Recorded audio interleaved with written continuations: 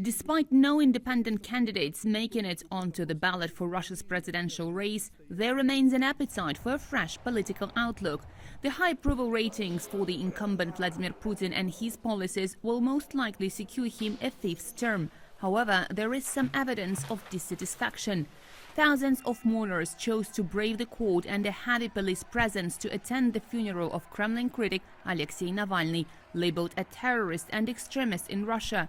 And over the past few months, Russia witnessed queues of those adding their signatures in support of independent anti-militaristic candidates like Boris Nadezhdin.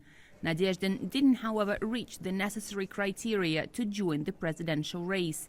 There is this created vacuum as well. And in our research for some years, we see that there is always rather sizable interest to any new person who arises, being not only Nadezhdin, Prigozhin, for example, Furgal before. Ekaterina Duntsova also ran a pro-peace campaign, but was barred from the ballot over technical mistakes in her registration application.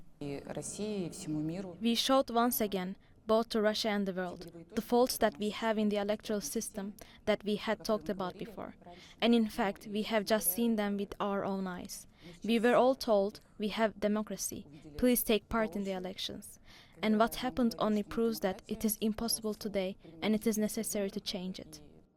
Ekaterina says while campaigning, she saw a strong demand for an alternative point of view in Russia.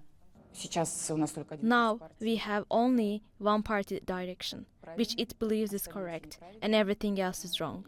And of course, we need to do something of our own. That's why we are creating the Dawn Party, that will include not only policies related to elections, but in principle an association of activists, volunteers, who help to make our country better. But history teaches us that opposition parties often fade away.